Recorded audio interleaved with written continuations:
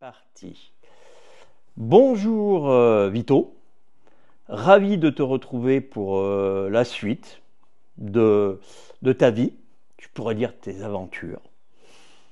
Et on va continuer, on s'est arrêté au moment où tu es avec Salvador Allende, et tu vas nous parler un petit peu maintenant de la vie lors du mandat à ses côtés. Comment était la vie? Qu'est-ce qui se passait? Comment vivait le peuple?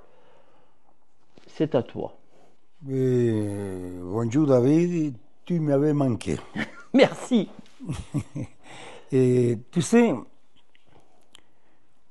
quand dans un pays, dans un peuple qui est habitué à, à être tyrannisé, un peuple humilié pour les poderosos, pour les super riches, c'est très difficile changer le mode de vie de la gente pauvre, de les ouvriers, de les employés, etc. Salvador Allende il avait promis dans sa campagne politique de faire des changements extraordinaires, très difficiles. Le premier, peut-être le plus important à niveau international, c'était que Salvador avait nationalité le cuivre chilien, que c'est une des plus grandes exploitations minérales du monde. Le cuivre chilien. C'était très difficile parce que l'Angleterre, que c'était les propriétaires, se sont opposés.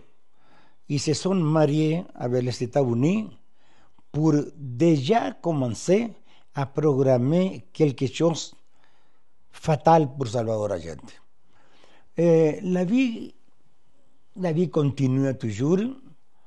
Le peuple chilien était content de la nationalisation du cuivre, mais avait autre chose de petite envergure, mais très important. Par exemple, les ouvriers chiliens que toujours il était mal payé et toujours en retard de recevoir son salaire. Salvador Allende jamais manquait un jour pour payer les ouvriers, les employés chiliens. Mais c'était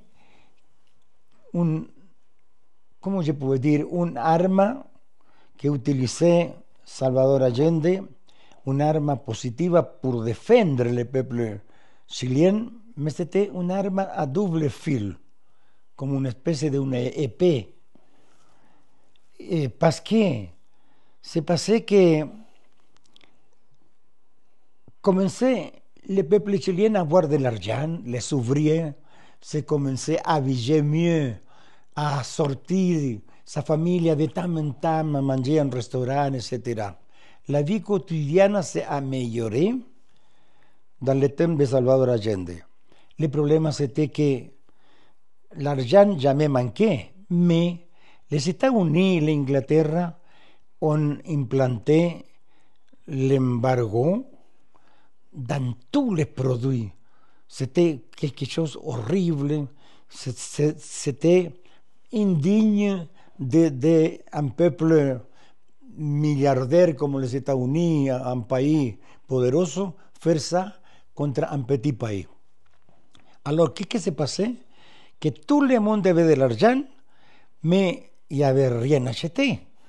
Il n'y avait pas de produits, il n'y avait pas de viande, il n'y avait pas de légumes, il n'y avait rien parce que tout le monde fermait sa petite exploitation pour les impôts, pour des choses qui sont imposées les États-Unis. Alors, à quoi servait tant d'argent s'il n'y avait rien acheté? Ça, c'est une chose qui s'est passée, qui marquait tout le monde. C'est la paradoxe. Et la autre chose, c'est une promesse que hizo Salvador, que fait Salvador dans sa campagne aussi, et qui est tenu bien jusqu'à son dernier jour.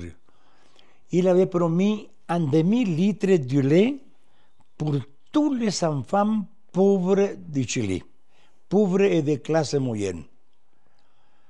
Et c'est passé comme ça. Je me rappelle qu'il y avait des filas de 2 ou 3 kilomètres que las mamás, los papás, la pauvreté venaient avec un sac plastique, un sac en tissu pour recevoir les kilos ou 1,5 kilo de poudre, du lait en poudre qui venait de Russie. La Russie, il avait promis à Salvador et accompli, et Salvador accompli avec son peuple. Bah, parce que ça veut dire que avant les enfants n'avaient pas de lait, c'était quelque chose d'important. Le lait, on a eu des campagnes pour la nutrition et il y avait vraiment un déficit avant, donc avant Salvador. Ils n'avaient pas de lait et c'était une des campagnes. C'était quelque chose de bizarre parce que au Chili, je me rappelle, j'arrivais quand j'avais 14 ans et la gente se nourrit du lait parce que venait des petits qui s'appelaient carretela, un petit chariot avec un cheval, et la gente venait à acheter le lait pour un demi-litre, pour 1 litre. C'est passé comme ça. Et d'improviso arrivait la industrialisation du lait. Et c'est monté de grandes édifices où pasteuriser le lait, tout ça. Alors, devenu très difficile pour le peuple acheter du lait pour les enfants.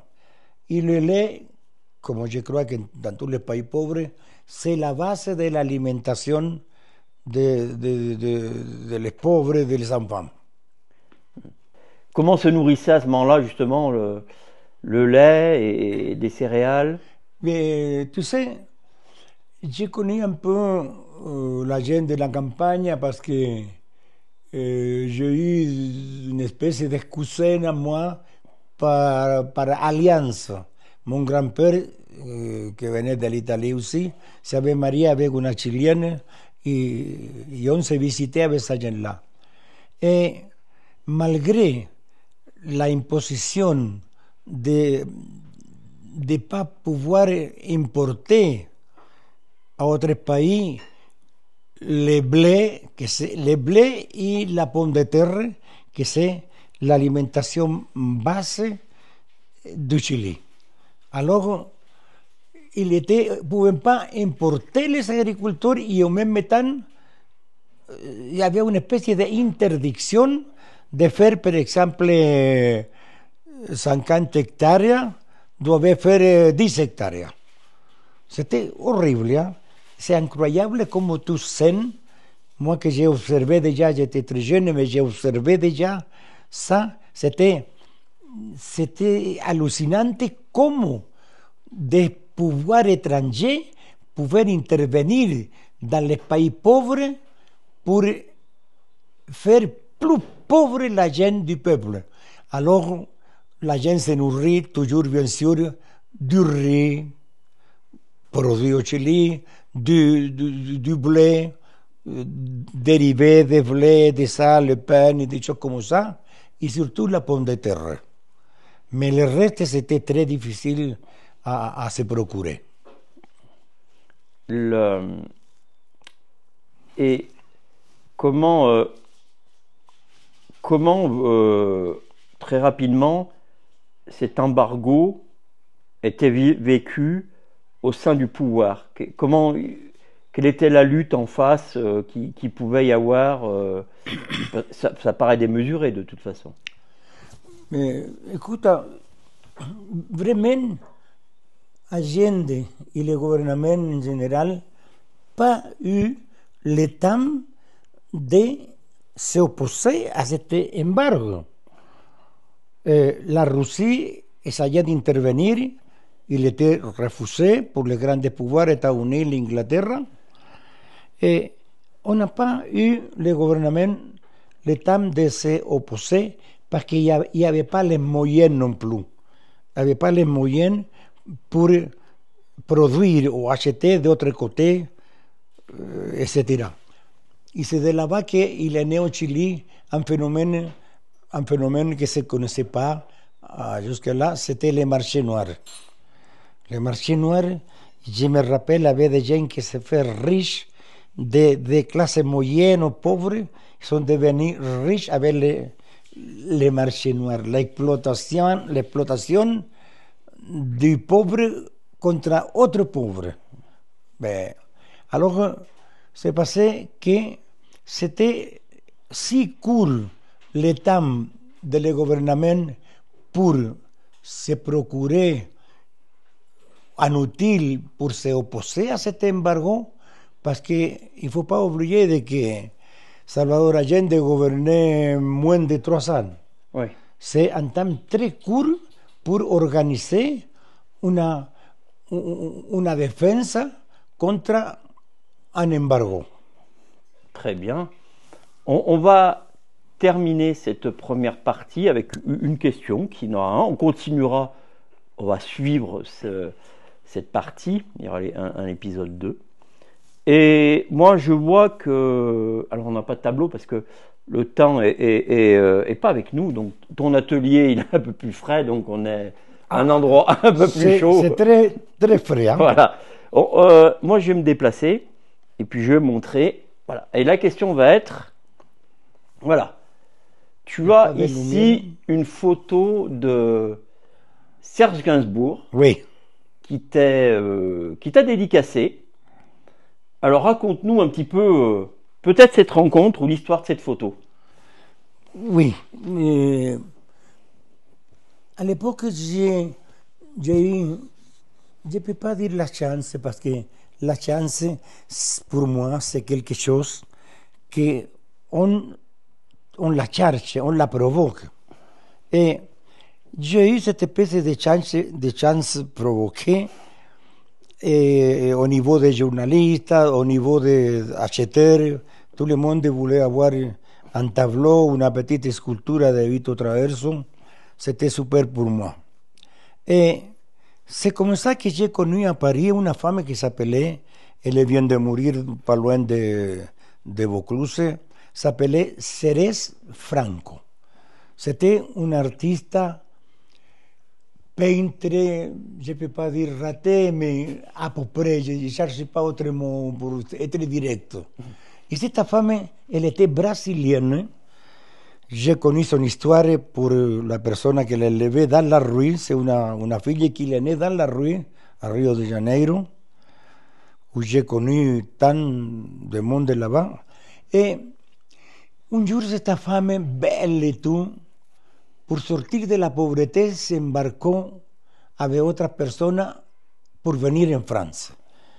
Parce que là-bas, se dit Paris, la ville Lumière, etc., etc. Como dice mon grand-père, quand on partit de la Sicile à New York, il faut se pencher seulement à Paris pour ramasser les francs. C'était pas comme ça.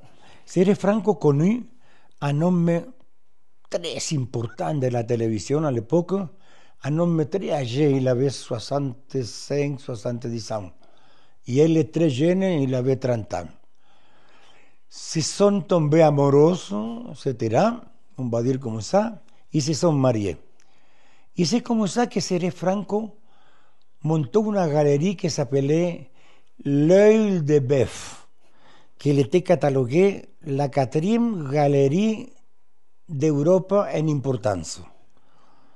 Yo la conocí, me la presentó a un brasileño, que la conocí de bebé, a Ceres Franco, y cuando yo la vi un trabajo, me di, escuta, y c'est una chose que se ressemble como cuando on se trouvait, toi y moi. Elle me dit, je peux pas te recevoir maintenant, tu peux rester jusqu'à demain à Paris? Sí, sí, sí. Je venais d'Avignon. Alors je resté, y al otro jour pasamos partir de l'après-midi ensemble, Bref, me dit, ta pintura mérite quelque chose de la lancer en grande organe. Parce que tu fais una pintura engagée. Me dit, tu protestas en chaque tableau. Y que me dit un jour, ta pintura va a pasar a être partie de l'histoire. Parce que tu viens d'un pays qui est entré à l'histoire pour la répression des militaires du Chili. Alors, me dit, je te propose una chose. Tu écoutais parler de Serge Gainsbourg? Je lui dis non. C'était un joueur de foot, non? Me dit arrête. Bon, je lui dis qui non? J'adore, etc. J'adore à Serge Gainsbourg. Me dit, je lui parlais hier soir, après que tu partis, je lui parlais de toi. Me dit, y lui me donne l'idée, ¿y por qué? Si lui il est d'accord, on fait, on le lance. D'abord va venir, ¿cómo se llama? Vito Traverso. Ya, Vito Traverso, sorte de chez, ¿cómo se appelle esta femme qui avait la voix de nuit plus importante, et la chanteuse aussi? Régine. De chez Regina. Me dit, me dice Franco, tu sortes avec Annie Girardot, tu sortes avec des vedettes, cerré como ça, y les journalistes, que son notre journalistes, van a dire, qui c'est cet jeune homme, beau, et tout, qu'on écoutait parler avec un accent bizarre, etc. Qui c'est lui qui sorte serré, très serré, avec Annie Girardot, avec Jean Moreau, etc. C'est comme ça que j'ai connu a Serge Gainsbourg, cuando me doné la oportunidad de pasar de 11h de matin jusqu'à 23h avec lui. Et je te voy a dire que jamais j'ai connu un homme de una timidité, honnêtement timide, que lui. Gainsbourg, c'est que savait qu'avec sa timidité, avec sa naïveté de jeune homme, il jamais arrivera à être ce qu'il avait rêvé. Il changeait totalement de personnalité, changeait la timidité pour la agressivité sympathique, agressivité, etc. Et on parlait de tout, et on me proposait ça. Très bien, merci. Allez. On se retrouve pour l'épisode 2, la suite de Vito Traverso avec Salvador Allende.